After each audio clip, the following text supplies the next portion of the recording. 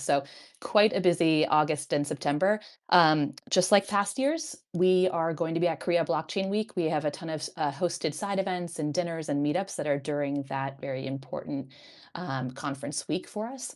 And then a really big one for us this fall is always Token 2049 Singapore. So if you didn't already know, this one definitely has a huge global crowd that taps into it. Not only is it a great event for partners and investors, but one that we do see a lot of devs at. So we always try to be there and we try to show up full force. We will be at the Token 2049 conference. We will have an activation space there.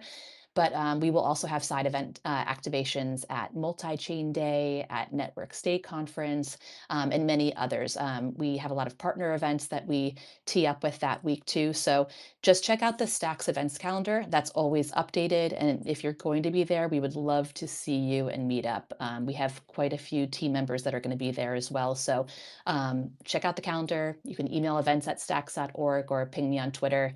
Happy to fill you in on all the details there. I'll try to be quick. We also have DevConnect in Buenos Aires. That's towards mid-November. This one is definitely tapping into those deep builder vibes. It's a great opportunity for our Stacks dev advocates and community leads to get FaceTime with developers that are just wanting to hear more about Bitcoin L2s or wanting to see what the opportunities are to build. So we are definitely going to be there. I'm mentioning this one, even though it's in November, is because we will have a pop-up Bitcoin Builders Stacks conference during DevConnect. We're exploring a hacker house opportunity there. There's more to come on that. And we also are activating at Multi-Chain Day and at Staking Summit. And we will be hosting a little casual barbecue that week too, Buenos Aires style. So we're excited about that. I'm going to try to feed in a little bit more here. Sorry, I'll keep it quick. But on the virtual side, we have a 3-part Bitcoin DeFi webinar series that's going to be kicking off early September.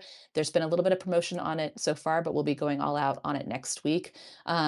This is going to be really interesting for people that are just looking to sharpen their skills in DeFi and hear about the latest opportunities within Stacks. It's really designed to help you take control of wanting to know more about DeFi and how it relates to Stacks. So we have virtual events on September 2nd, the 9th, and the 13th. And many of you that are here will be featured in that too. So we're excited about that. And then Kyle with Stacks Asia Foundation and with Stacks, we are going to be hosting a Bitcoin Dominance Virtual on September 3rd. So if you're looking to register for these events or to hear more, just check out the Stacks events calendar. We have all the information there. Much more to come, Kyle. Should I? I'm holding back because there's definitely more in Abu Dhabi and more stuff Go for happening it. throughout We got an Asia. extra But 60 seconds. Go for it. we do. Okay, great. Who's next can hold for just more 60 Okay. seconds. So you're good. Okay, so I will I'll just mention too that I know a lot of people have heard about the BTC Media Crew. They're doing another Bitcoin Amsterdam. Stacks will be hosting an event during Bitcoin Amsterdam. So just check out the calendar, like I said before, for those details on that event if you're located in that area or planning on going. And then we also are going to be sponsoring BTC MENA in December, and that's in Abu Dhabi.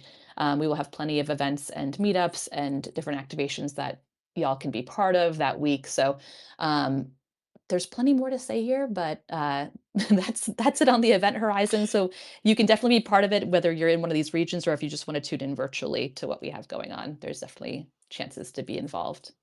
Absolutely. We've also got Shannon. I'm not sure if you mentioned it in the in-depth recap that you just gave, but we also got Blockchain Leaders Summit that we're doing in partnership with Hash in Japan, and then also potentially their event similar in Korea, BTC Con as well. We also have some Bitcoin events that are being happening in BTC Asia in Hong Kong. I've just gotten back from Conviction in Vietnam and gotten to see the beginnings of the Vietnam Web3 ecosystem and their excitement around Bitcoin, building on Bitcoin, and also kind of the institutional focus of Bitcoin as well. So a lot more to come, as Shannon said. But reach out if you're going to be at any of these events, and we'd happily like to see you or have you join us in any capacity as well. That said, thank you very much, Shannon. Next up, want to bring Mitchell back up on stage and also welcome Alex Miller as well. Gentlemen, the floor is yours. Hey, good morning. Hello. How you doing today, Mitchell? Pretty good. It's been, as we'll get into, it's been a lot of really good and interesting work happening. After the hard fork, which I don't know about you, mentally, it feels like it was a long time ago, but then I looked at the calendars only 2 weeks ago. So Yep. pretty incredible. But yeah, so what I want to get into today, and thanks for being here, is basically three things. So number one, I want to talk a little bit about what work has been happening since the happened, since the SIP was passed and the hard fork happened a couple weeks ago. What we're working on kind of right now, specifically with the organizations that were called for in the SIP, so the endowment and the operational entity. We'll talk a little bit about what's going into that. Even we've got a name for it, which we'll be revealing today and having an announcement around. And then the third thing is a look ahead. And we've got sort of a roadmap for, SIP 31 resources, as I'd call it, or really focused on sort of how do we bring labs and endowment to life? And then I guess a bonus sort of fourth thing is how are we thinking about deploying some of these resources in the very, very short term to help out builders, help out others in our community, and make sure we leave ourselves both time to do the setup properly, but also not make people wait, because we want the idea with the SIP 31 obviously was to get these resources into people's hands as quickly as possible. So we'll talk a little bit about how all of those things are coming together, what people can expect. After this call, we'll be dropping a ton of links, forms that you can fill in to let us know you're interested in these things. Really important forum discussions that we have teed up that we need your help on, and all good stuff like that. But we'll get to all of it. I think, Alex, I'd like to start with the news that is probably going to be pretty exciting to everyone. So if you guys remember, in SIP 31, there was this thing called the operational entity. And that's going to be where a lot of the center of gravity for people contributing can be, especially core development and things like that. Well, operational entity, not the most sexy name. Was that you came up with that, Alex? I think I can blame you. You were an author, right? Yeah. I mean, I'm pretty sure that was actually you, but I'll take the blame. Oh, was it? Okay. All right. I'll take that one. But I wanted to start out here with a special shout out. So Iniola Sam, aka Sam.btc, is a longtime community builder in our ecosystem. He's been doing a ton of phenomenal work onboarding developers in Africa. And he's got this really cool program called Stacks Labs. And through that program, he's been educating people on using Clarity. He's worked with Adam on our team to hold events and things like that.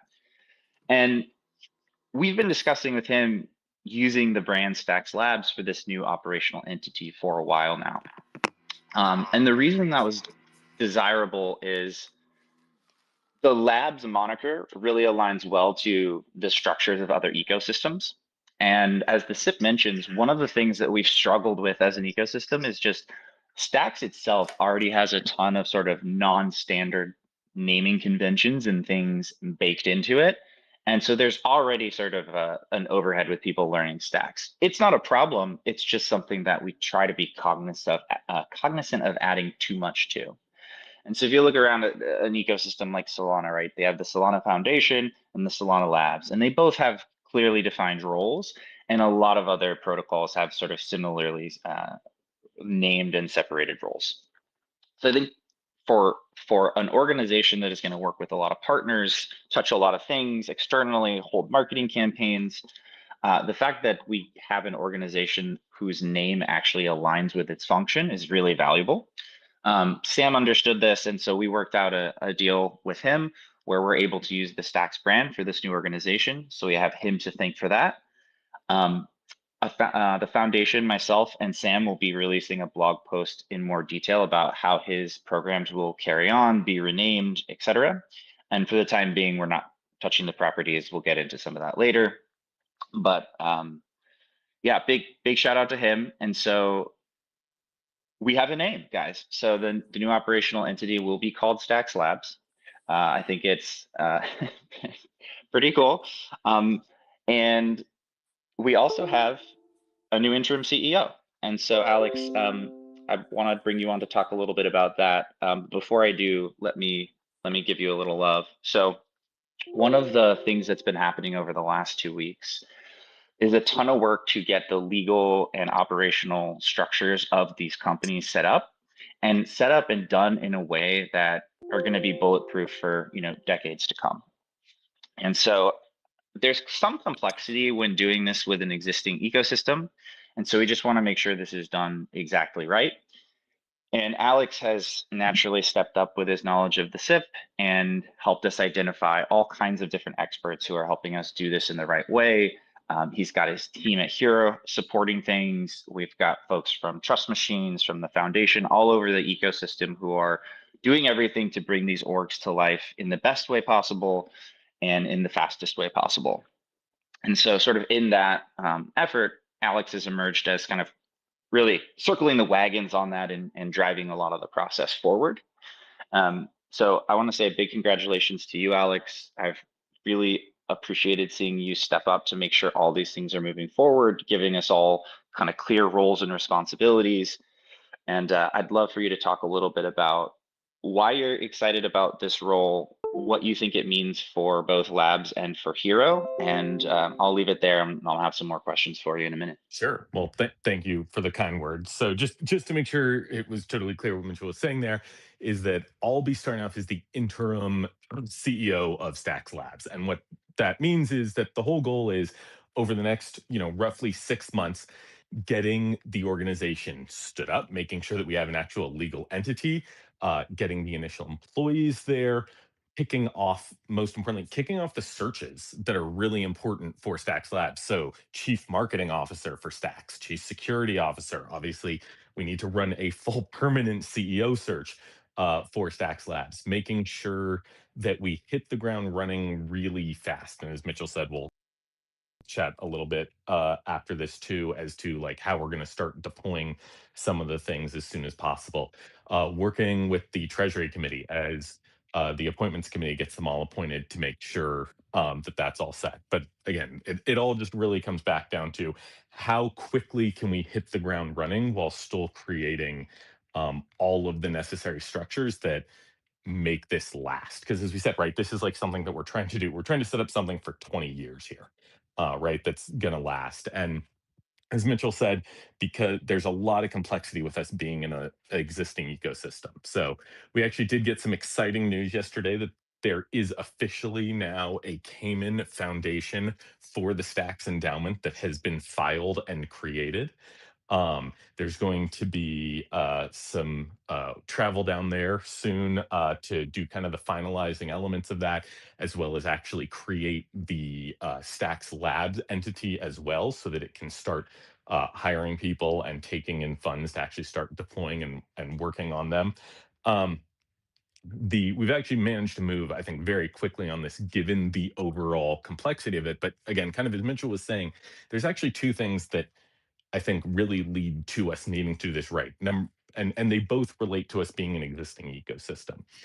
Number one is that, of course, the tokens that are going into this, right, all of these assets actually have a real value already. And so it's much more subject to like scrutiny from tax authorities and things and making sure you do it right. Whereas a lot of times when um, uh, ecosystems are setting up a foundation and like a lab structure like this, they might not even have a token at all, let alone a token that has substantial value to it.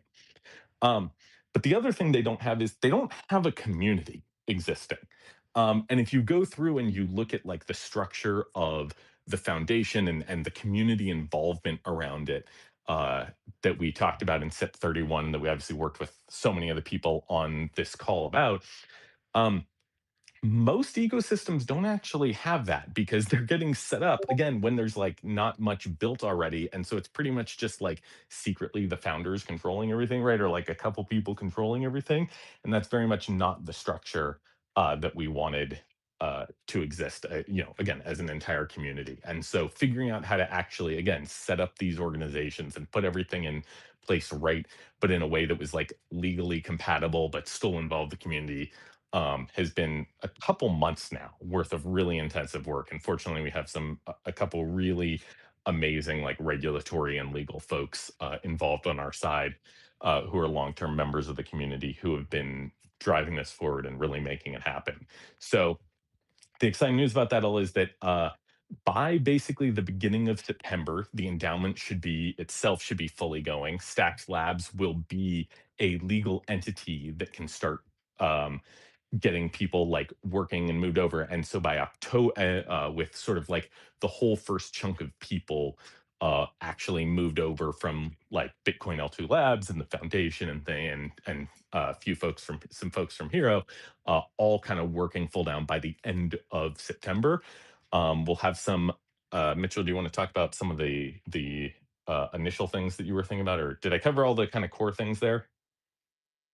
No, definitely. I think you did. I think probably people are most interested in sort of hearing how we solve for sort of moving quickly in the short term. So I think we should dive into what we've been talking about with the appointments committee, which had its kickoff yesterday, and things like that. So I can dive into that. The only other thing I think covering on the lab side is just clarifying too that we want everyone's input on these roles, right? So we're trying to balance moving really fast for everyone with also, we want to find the best possible talent in the world. We want to involve the community in, in the whole process of things. And so one of the things that'll be shared out today with the announcement that sort of outlines everything Alex and I are talking about will be forum posts where you guys can engage with. I think the CMO is going to be the first role up that you can give feedback on.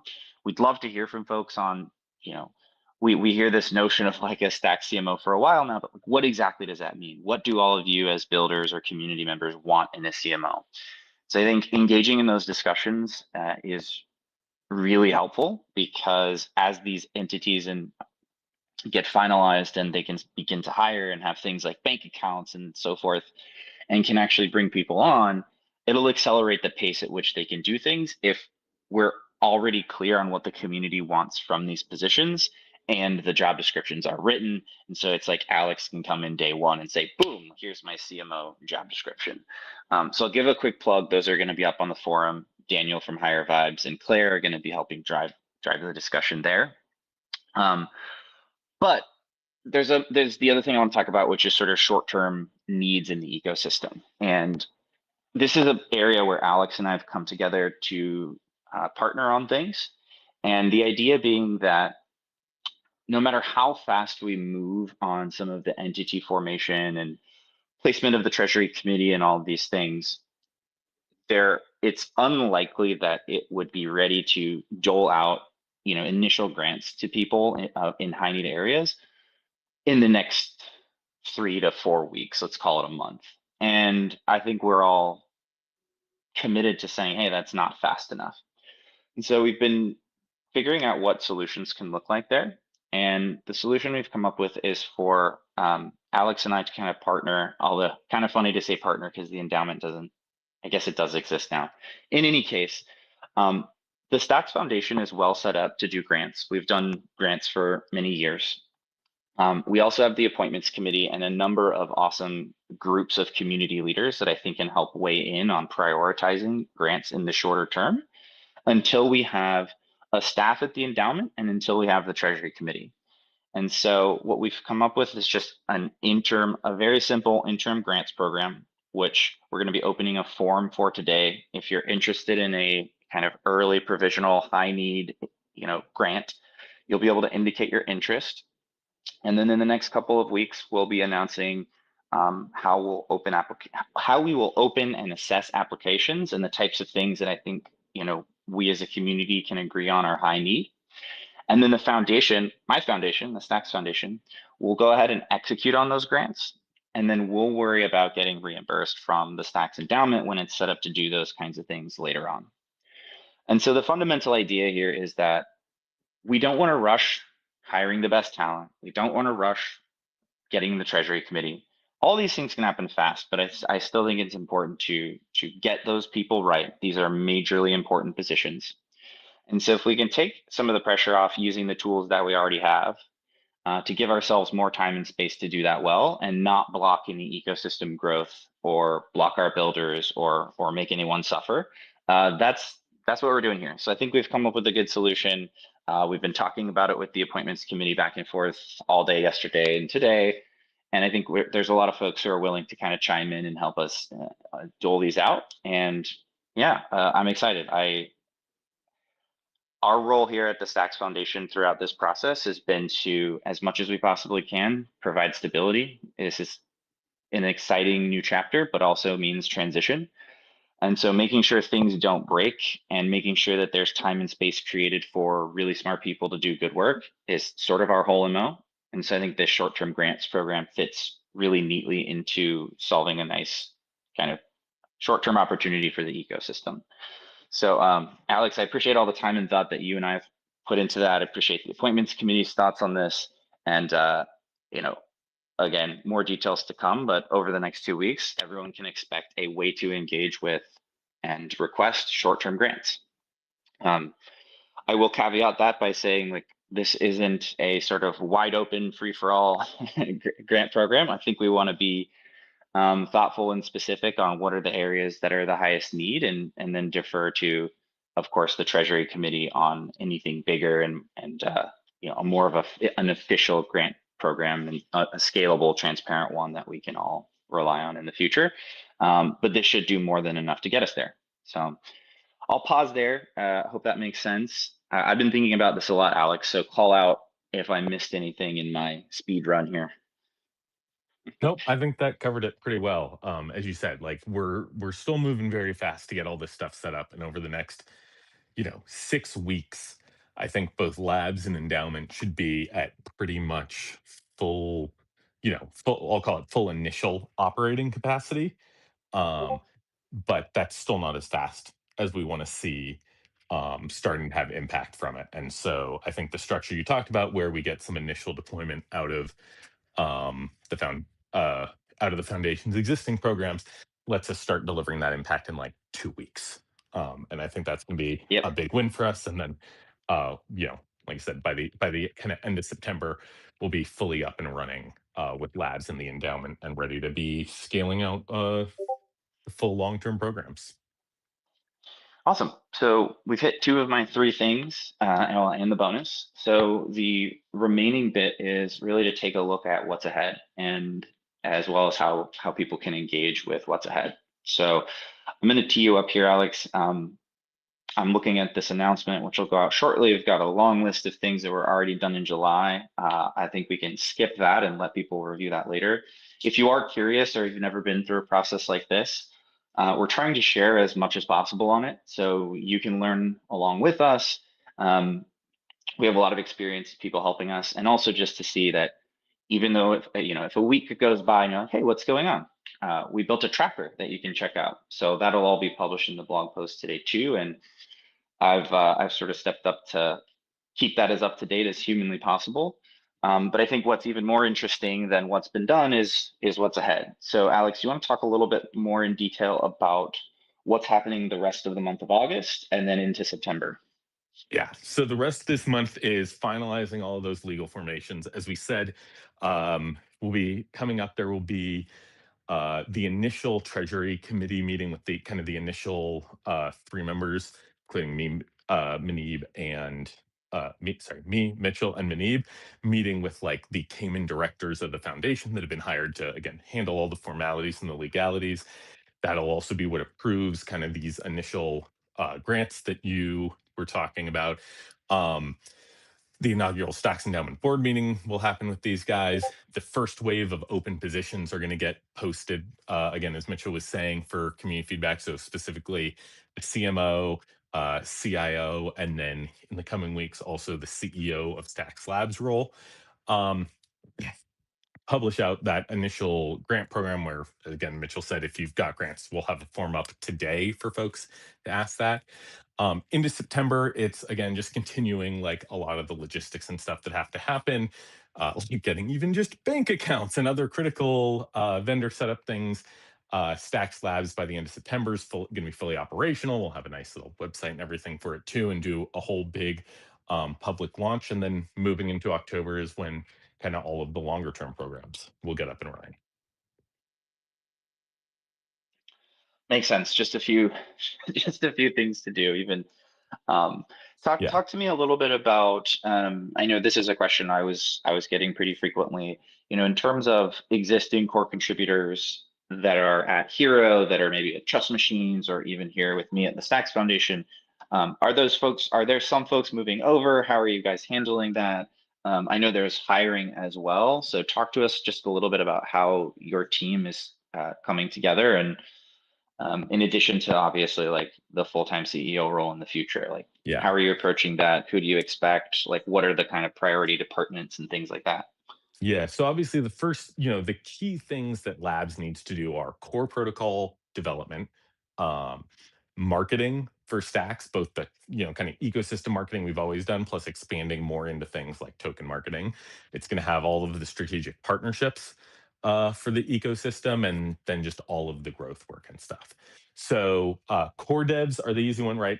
Pretty much all the core devs from like Bitcoin L2 Labs, several folks from Hero, like anyone who's kind of worked with the core dev teams probably obviously met Aaron, who is a legend in the ecosystem. Bryce, Jeff, all will be kind of joining the core dev team uh, at Stacks Labs, which will do it.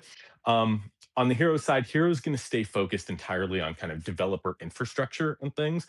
So a couple different things, couple of the open source type things that we work on right now, like Stacks.js, Clarinet, and the Explorer, are actually all going to move over and be taken over by Stacks Labs as well, just because those are kind of hard to separate from the base core work that happens. Whereas Hero will focus very deeply on the API, chain hook.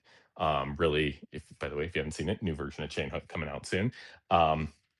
And scaling all of that up to continue to try and improve the resources that we have available for devs in the ecosystem there.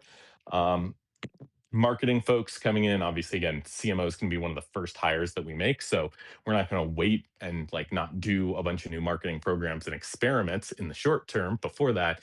But once they come in, they'll obviously have the entire marketing team there to grow it. And then of course kind of investor relations, strategic partnerships, BD. There are huge partnerships in the works right now that have been worked on, I think, for a while, and this fall is going to be kind of loaded with announcements on that front. And so having the team there to kind of own all of that. One thing I'm really excited about right now is that right now there's those kinds of deals and things, and trying to bring in partners are spread across several different organizations. Having all of that under one roof, along with like the integrations team that's part of the core dev team, is going to make those deals so much easier to make happen, while also having the resources to actually do them. Yeah, well said. I also know, and I will tease a little alpha here, that I know there's listing announcements ahead in that big bundle of big name partnerships you mentioned. So looking forward to a lot of good news over the next 30 to 45 days for the ecosystem. And cool. I think we're probably running out of time here, Alex, unfortunately. I have sort of to wrap this portion of the town hall up and leave room for others to give update. I want to stress that if you missed anything today that we covered, or anything was unclear, I have a blog post that will drop right after the town hall's over. It'll include a ton of links to these things and sort of the 4 key ways, if I were in the community, that I'd consider engaging. Where we'd love to hear your thoughts about grant programs. So there's going to be Claire is posting an open forum thread, sort of framing the discussion around what you'd like to see. That is intended to give the endowment, when it's online, all the information they need to build a program that you guys are going to be really excited about. That's number 1. Number 2, indicate your interest in these kind of short-term grants and future grants. There's a form provided that you can fill out there. Very simple, take you 60 seconds, maybe less. The third is, we'd love for your input on these job descriptions that Alex mentioned. Whatever sort of level of feedback you want to offer is really helpful. Make sure that it's all considered as we open these roles and start doing recruitment. And of course, Alex, I'm going to volunteer you for this. If you have a person out there that you just think would be really fantastic in any roles you assume will be open at labs, send them our way. We'll take a look. And then last but not least, I will invite you to look at the tracker that I have built, and it is on the Stacks Foundation website. The tracker includes a month-by-month look at what's being worked on related to all this stuff that Alex and I have been talking about. And I'll keep that updated approximately every week so you guys can track the progress there as we move forward and keep good visibility there. And otherwise, I think we did it. Anything else in closing before we pass it back to Kyle? Yeah, no, only other thing I'm going to plug is that, I've been doing these office hour spaces on Monday mornings. I'm going to keep those going. So the next one will be, next Monday, 10:30 a.m. Eastern. I'm actually throwing it up on my profile right now. So please, I'm going to keep those up on a weekly basis. If you've got questions about labs, how we're going to get going, what initial focus thing's going to be, why we're doing things the way we're doing, please come check them out. And let me know what you're thinking about. Awesome. Thanks, Alex. Kyle, I think we can kick it back to you. Thanks so much, Mitchell and Alex. Alex, congratulations. Excited to have you in this new role and pushing forward the ecosystem further post SIP 31. It's going to be an exciting time as you laid out the initial timeline, and excited to see where it goes as well. And everyone, make sure you join Alex's office hours if you haven't already. It's a great time. That said, Larry, welcome up. Talk to us a little bit about the upcoming SIP around Bitcoin names. Hey Kyle, thanks so much.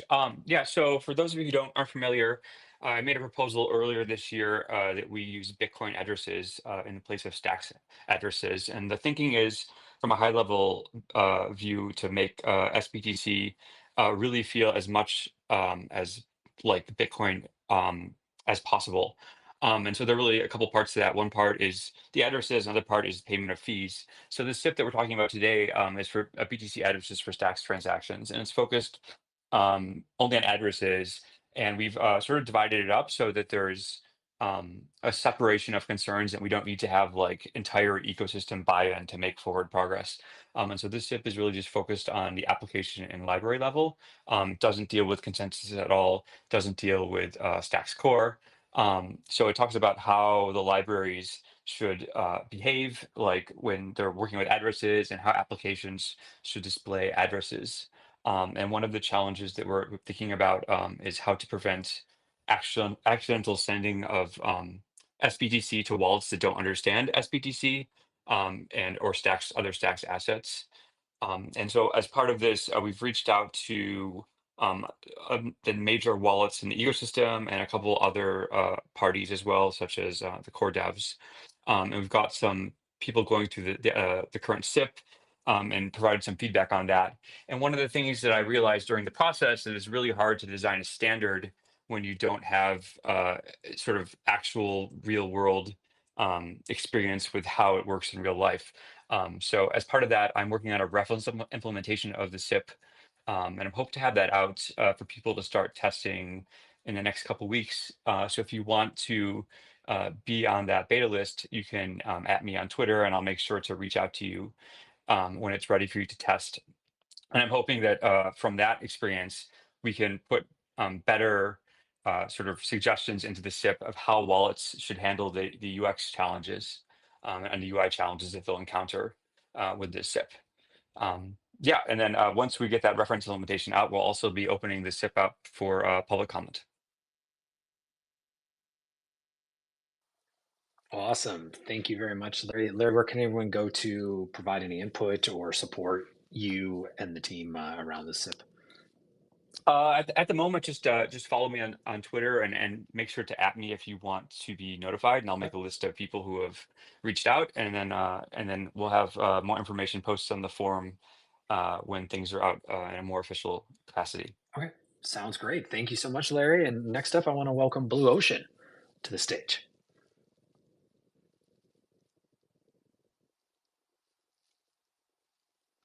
Hello, hello. Hello, hello.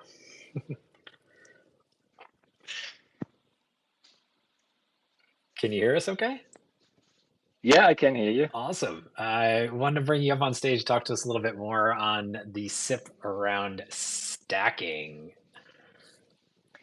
Yes. So, I just decided to add a SIP number to this. So we're talking about SIP 32. and it's about improved stacking. And well, as the operator of Fastpool, we just distributed 10 million stacks since we started in cycle 3. And over the last month, I thought how we can improve the experience of stacking.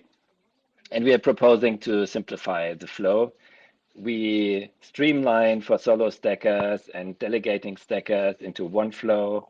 And we also want to improve the responsibility of signers, because since Nakamoto upgrade, signers play a much more important role than pool operators do. So signers can define where the stacking rewards go, and then they can also negotiate how the operation costs are shared between different entities and so on. So the SIP is really about making a better experience and also reflecting the new flow since Nakamoto. Awesome. Thank you. Thank you very much. And you guys, we're going to keep this running. I know everyone's That was got. Friedger in disguise. Yes, yes. Good to see you, Friedger. Yeah, it's a pleasure That's to have okay. you. All good. All good. Yeah, sorry, Frieger. Wasn't sure which identity we were taking on, but again, pleasure to have you up here today. Next up, just in the essence of time, do we have Adriano? Looks like he's not yet up on stage, but we'll just keep running. Andre, talk to us a little bit about product and growth from L2 Labs. Yeah, thanks, Kyle. And good morning, everyone. Good to see you all here for another Stacks Town Hall. So, as you guys know, the mission of Stacks is really to activate the Bitcoin economy. And this really encompasses a wide range of use cases and applications. From the near term, the focus is really to make Stacks the best place to earn Bitcoin yield. This is where Bitcoin holders, institutions, and public treasury companies can go to put their Bitcoin to work. Is where we're seeing a lot of the current demand in the Bitcoin ecosystem, and we believe this will help us to build liquidity and grow Stacks to more users in the near term. So I'll talk a little bit about some of the recent work with SBTC, as well as what we can expect on some new upgrades and products that I know folks are excited about. So on SBDC, we had a really strong first half of the year, still sitting at right around 5,000 Bitcoin TVL. This has earned approximately 3% on average over the past 6 months through proof of transfer rewards, offering Bitcoin in, Bitcoin out yield opportunities. So, definitely looking to continue to scale that into the rest of this year. We've had some recent new features ship for SBDC recently. One that I'm excited about is the ability to automate the distribution of POX rewards to automatically peg into SBTC. We're calling this feature SPOX. And so I think this could be interesting for pool operators out there that are looking to just streamline their operations and just keep those rewards directly in SBDC. We also included a feature to make it easier to do signer rotation but to rotate the signer set and expand it in the future. And as we look to the remainder of the year, a lot of the focus was on continuing to scale SBTC, preparing for the eventual cap removal, which is a top priority. I think this has been heavily requested by DeFi teams to enable more user acquisition. So there should be some more news coming about that soon. And then making progress on R&D for SBDC. The goal for SBDC really is to be the most trust minimized Bitcoin asset. So you can have full assurances when you're using your Bitcoin in DeFi, ultimately working towards full unilateral exit to make sure that SBDC is the most secure way to put your Bitcoin to work. For this, we've been researching technologies like BitVM and different implementations and a wide range of other of technologies that are available in the Bitcoin ecosystem right now. So that's been progressing well. And then, as mentioned, Alex alluded to earlier, really working on some new integrations and partnerships. This includes bridges and custodians, on ramps, and new DeFi protocols. I don't want to steal anyone's thunder here, but I think that there should be some exciting announcements coming out over the next 45 days. One of the integrations that I'm most excited about is on SBDC Yield Vault. So we've talked about this before, but yield vaults are a way to really provide more scalable yield strategies for SBTC. And this is a way to essentially just simplify the user experience for investors so they can just have like a one-click deploy option, while also bootstrapping the Stacks DeFi ecosystem. And so we're planning to launch a flagship vault later this year. Over the past couple of months, we fielded proposals from a number of different teams and selected the best team to build this. Really excited about it, and there should be some more information coming about this soon. And lastly, because I know folks are excited about dual stacking. In case you haven't heard about it, dual stacking was an upgrade that was proposed earlier this year, allowing Bitcoin holders to earn Bitcoin denominated yield while also boosting STX utility. So users have the ability to stake Bitcoin, STX, or both. And if you stake both, you receive a multiplier on your BTC yield. This will allow us to bring more Bitcoin capital into the Stacks ecosystem while also strengthening the Stacks token economy. And so, with this, I'd say the economic model is just about finalized, and the technical designs are in progress. We're planning to run a small a small pilot to validate some user behavior before the launch and test some of our assumptions. But things are progressing well there, and excited to share more details over the coming weeks and months. But yeah, back to you, Kyle. Thank you. All right. Very, very excited, Andre. Thank you very much. Next up, I want to welcome up Adriano to the stage. Adriano, floor is yours. Thank you, Kyle. I'm gonna be super brief because some of the technical stuff has already been covered and some else will be covered. But I just wanted to give everybody a sense of what core developers are doing. As usual, we are listening to feedback from the community and delivering something which I hope will ease their pain. So our main focus right now is on bandwidth and scalability. So we're going to be doing things in different directions. One is that we're going to be rolling out a more accurate fee estimator, which is going to make sure that fee and costs, basically, which is going to make sure that the fees paid make sense and they allow for a nice competition, so that if you want to get your transactions included faster, you should be able to pay more and get them in faster. And at the same time, the chain itself is going to be able to estimate more accurately the cost in terms of resources, budget, reads, writes, and so on and so forth. Meanwhile, we're working closely with partners, builders, bridges, and so on and so forth, so that we can provide them with a better quality of service. So, for instance, one of the things that we have been doing, and that was long requested, was the ability to use Stacks Core directly in order to fetch previous blocks, previous tenures, previous transactions. You had to go through the API before, and that was great, and it worked fine, but it introduced some additional complexity and some more moving parts, which can be critical, especially if somebody's running a bridge or something like that. And so we have a bunch of PRs right now that make that process a lot more smoother and basically reduce the security perimeter. We have Clarity 4 in the oven almost, and I know that Bryce, one of the core devs, is going to speak more in details about it later today. And as always, we are looking forward to things that we can do to streamline operations for node operators, but also work on the performance of the chain itself. Right now, we are producing 99.9% of the blocks within 5 seconds. And we're always on the lookout for other optimizations we can do here and there to squeeze out more performance.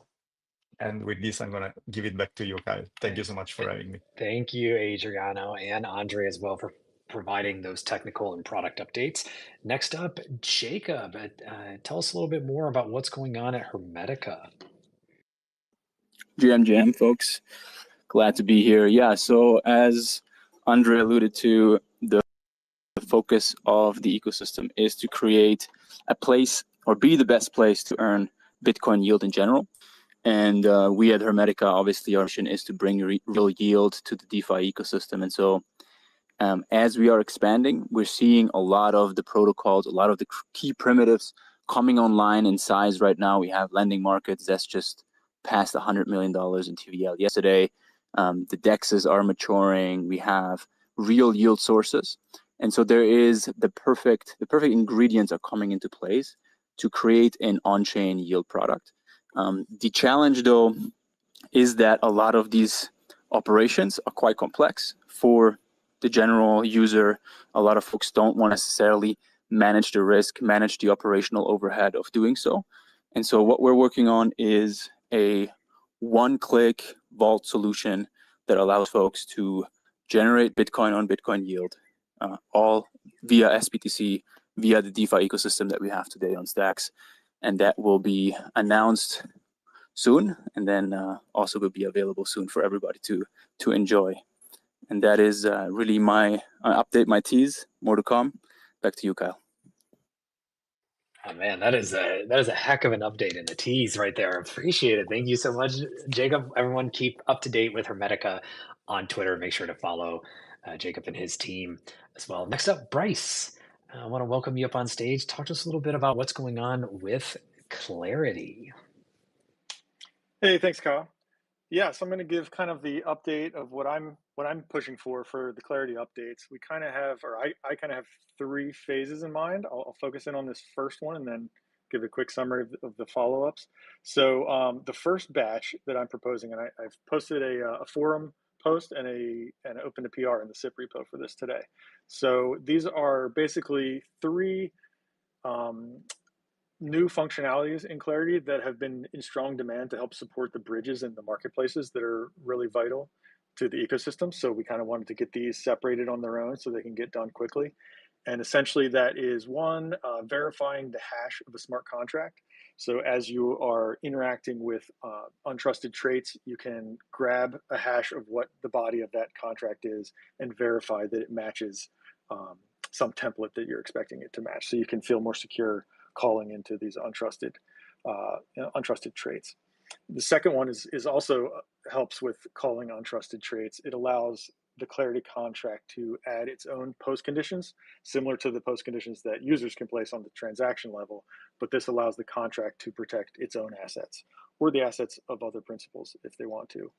And again, this will make it more secure and easier to make sure that when I call an external function that I may or may not trust, I can ensure that it's not moving any assets that I don't expect it to move.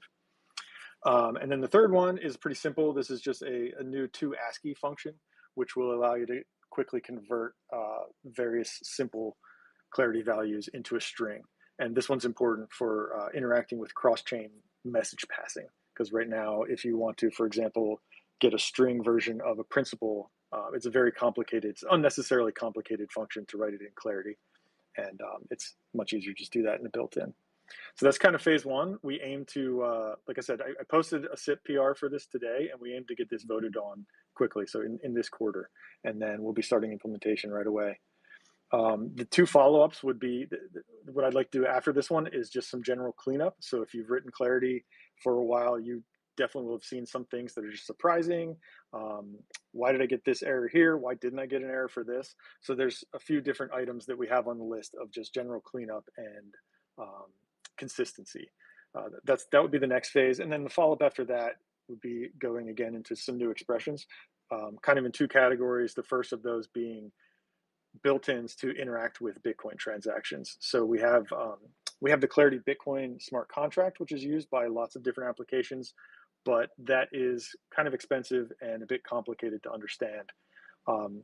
So since interacting with Bitcoin is one of the core reasons we exist, it makes sense to bring those into built-ins in the language. And that would allow you to do things like verify Bitcoin transaction was mined, decode transactions, stuff like that.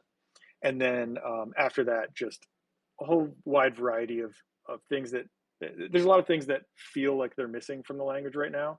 So we have a Clarity Lang repo for all the developers that are interested.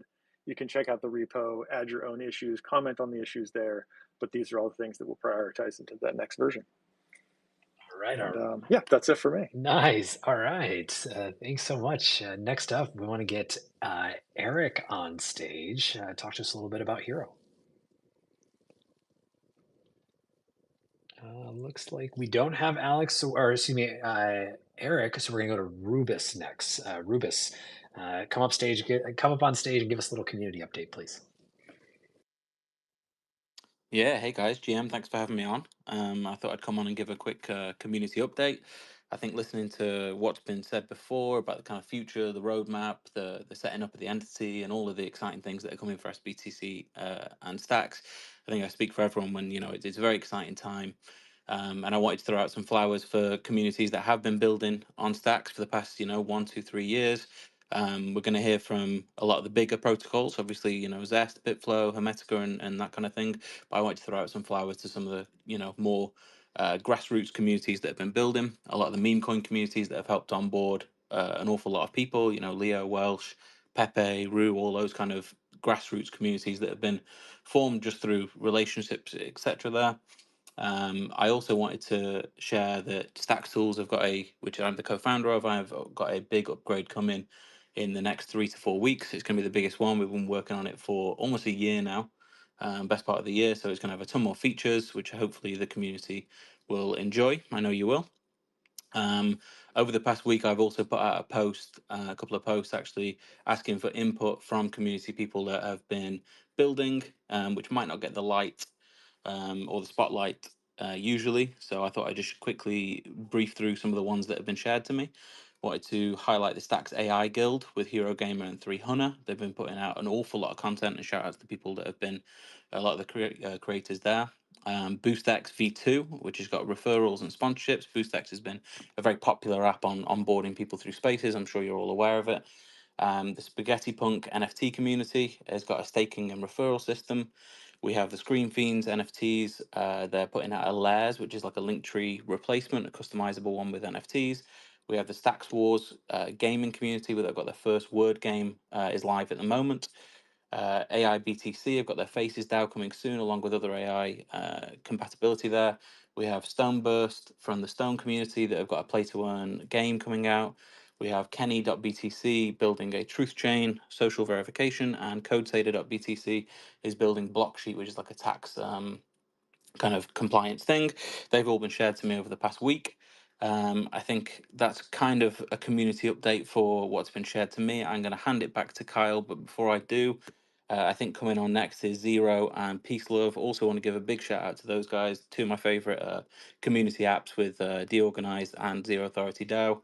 I think that kind of covers everything. Thank you so much, Rubes. I really appreciate it. Next up, we got Stefan, pardon me, from the Stacks Creative side. Welcome to the stage. GM. And yeah, you can call me Steve, Peace, Love, Music, whatever. But thank you guys for giving me the opportunity to come up and chat about our amazing community. There is so much happening in the ecosystem. There's going to be a little probably overlap between what Zero's covering and what Rubes had to say, because there are a lot of things that overlap in our ecosystem, but so many things happening. So really quick, I think Rubes mentioned BoostX. They have a new referral program, guys. If you're not familiar with BoostX, actually, we've received some space drops in this space. Some Stacks tokens have been dropped onto everybody in this space that has a BNS name in their X username, and or display name is actually what they call it. And it's this integration, and it is a huge engagement factor. We utilize BoostX with the Fine to Earn games that we're doing on Deorganized in conjunction with Skullcoin and Zenatron, and we get tons of engagement out of that. We actually proliferate getting new BNS names to people, getting them adopted into X, so they're being displayed on X. And then it also gives us great ways to incentivize participation and engagement in these spaces. It's also functional now on Discord. And now if you actually download the browser extension, you can set it up so that when you send boosts, there's a small fee. It's like 0.1 STX. You can actually set up a referrer on there. So whoever referred you to BoostX, you put their BNS in there, they get a small split out of the fee. And then you can actually set sponsors as well. So you can actually split up to 40% of that fee and direct it to specific people in the ecosystem that you want to support. Really cool stuff going on there. It also engages with BNS1. BNS1 has auctions coming, launching mid-September. BNS names can be auctioned using STX and SBTC. Broker feature targeted for early November connects sellers with buyers via a broker taking 10 to 20% fee. Marketplace volume 60,000 STX traded since launch. User activity 750 to 800 monthly active users on BNS1 right now. Really great stuff happening there. Want to shout out FactFun and what Rafa's been building out over there. Some really great stuff. It's not just a bonding curve launch tool. He's got AI DAO integration with the AI BTC devs.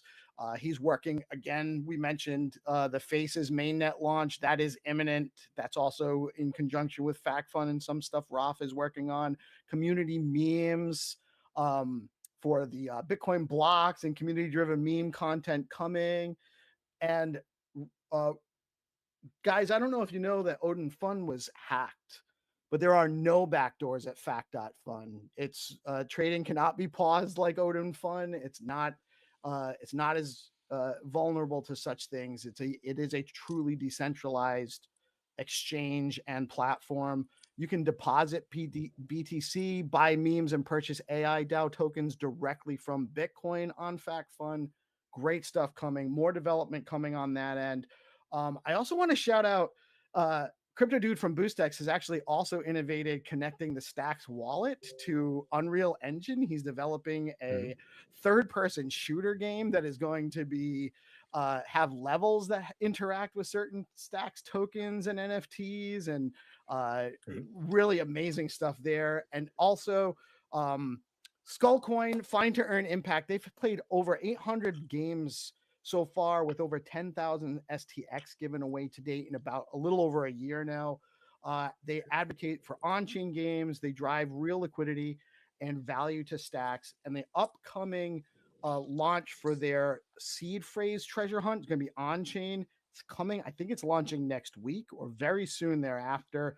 Crypto game on Stacks, native on Stacks, encrypted NFTs, innovated on Stacks, and 24-word BIP39 seed phrases incorporated into the game. And my last one, I know I'm talking a little bit more. Yeah, we got to wrap it up here. I got to get a few more people on, but go ahead and give the last shout one. out Boom Wallet and Stacks Pay and what he's working on, the digital product marketplace. Great stuff from Dan and Resh over at Boom. Thank you very much. Peace, love, music. Next up, I want to welcome Ken from Xverse. Ken, welcome on stage. I know it's late for you right now, so I want to make sure you get a few minutes in here. Tell us what's going on. Thanks, Kyle. Hey, everyone. I'll just give some really quick updates from Xverse. So we've been continuing to focus on the Bitcoin DeFi side of things. And namely, we are working on getting BTC to SBTC, the native bridge, to work directly in the wallet so that it provides the easiest path for users to get their BTC from layer 1 to the Stacks layer 2. And then we're also working on integrating some of the most popular DeFi apps on Stacks directly into the wallet, so that we have a curated section of all the different ways that users can put their BTC to work through the many protocols that we have right now and earn a yield.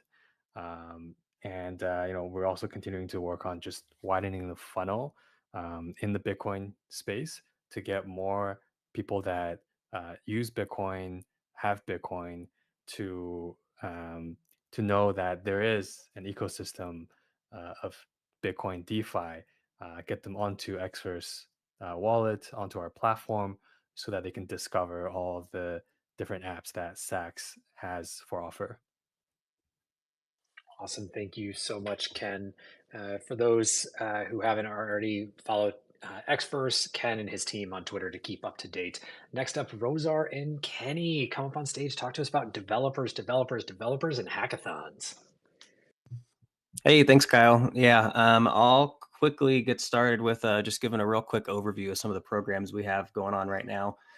Code for Stacks is still ongoing, continues to grow every single month. So if you're a developer that just wants to work on a Stacks project here and there, this is a great chance to help kind of work on your project consistently, earn some stacks for doing so. So we had 5,700 developers participate in that last month, which is amazing. Another program that we have that kind of takes you to the next level is Stacks Ascent. And this is really designed for newer builders. You're kind of past the learning stage, but you want to start kickstarting your career on Stacks. So I'll help guide you through learning how to not only code and work on your project, but also how to communicate on social, how to communicate via writing. It's really designed to sort of build you up from the ground up as a developer so that you can become a more higher quality builder. So that's Stacks Ascent. And I'll put links to all these in a thread down below on this, attached to this tweet. And then we've been working with an organization called Ryzen since the beginning of the year, and they're really working to help us recruit and train developers in countries like Vietnam, Indonesia, Turkey, India. And so they've been running events and meetups for the past several months now. They've got an average of like 50, 60 people for each workshop and meetup. They do developer boot camps. They're doing some hacker houses. So they're doing a bunch of really cool stuff. They're bringing in several hundred new developers into the ecosystem. You can go and check out the Stacks event page, stacks.co/events, to see everything that they're doing. And then really exciting for me personally, today marks the launch of course 3 of the Learn Web3 Stacks